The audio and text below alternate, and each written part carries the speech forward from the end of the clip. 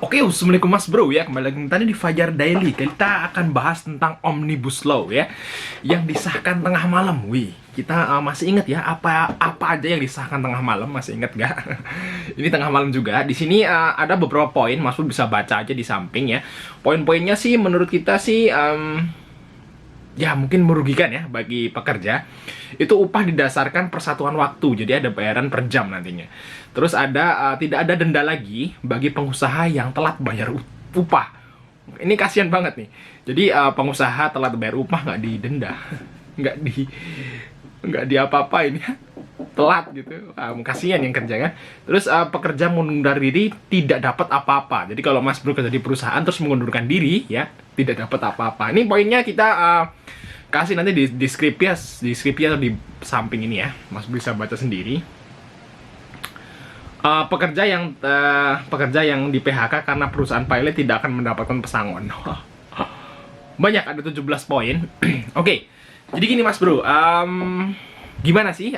Ini udah disahin ya. Jadi mau nggak mau mas bro yang kerja di perusahaan ini harus terima semua ini mas bro. Dan poin-poinnya tuh ngeri bagi orang yang bekerja di perusahaan gitu.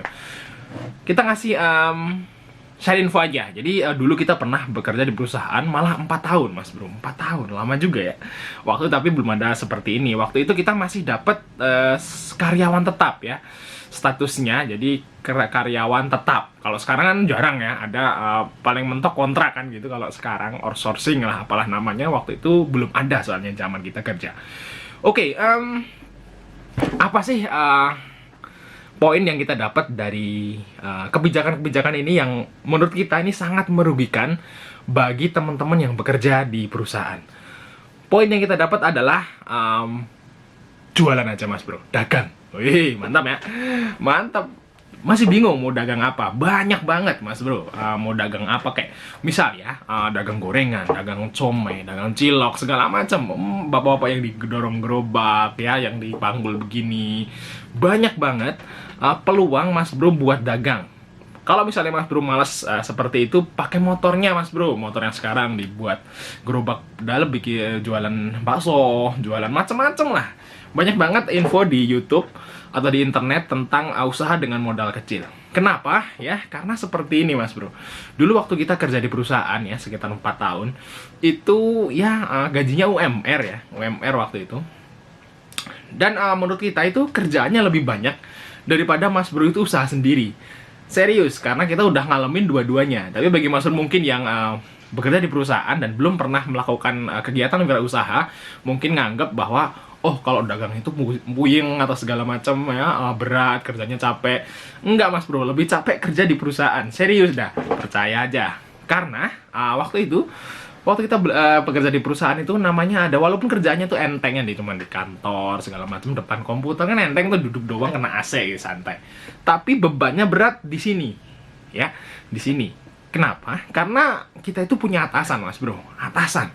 Jadi biasanya kalau orang yang kerjanya enak, gajinya gede, itu atasannya yang bermasalah. Kita bermasalah sama atasannya galak kayak, atau perusahaannya ketat,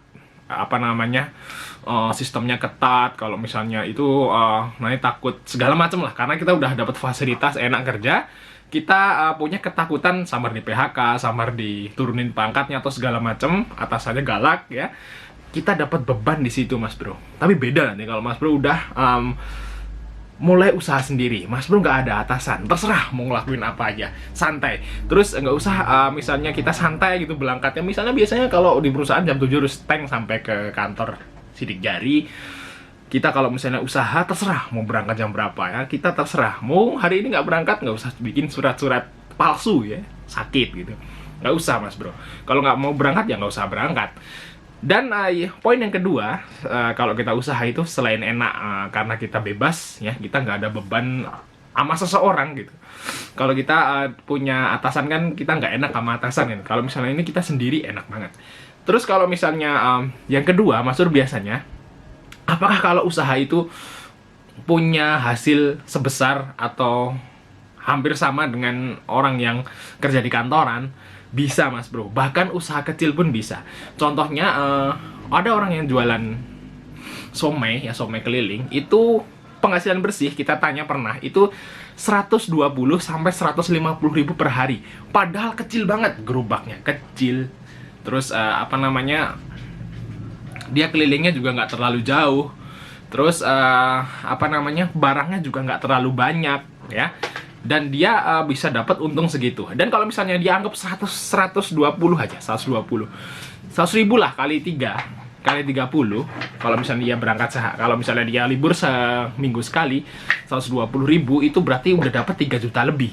Ya nggak, betul, itu udah setara UMR di mana itu ya.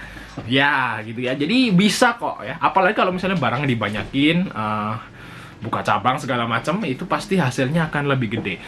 Jadi apa Mas Bro ya, kalau misalnya Omnibus ini bener-bener udah direalisasi sekarang ya, udahlah, buka usaha aja sekarang ya, jualan. Nggak bakal Mas Bro nggak bisa makan. Ini udah kita buktiin sendiri, soalnya kita keluar kerja, waktu di Jakarta juga kita ngontrak ya, nggak dapat apa-apa, nggak punya apa namanya rumah sendiri di sana.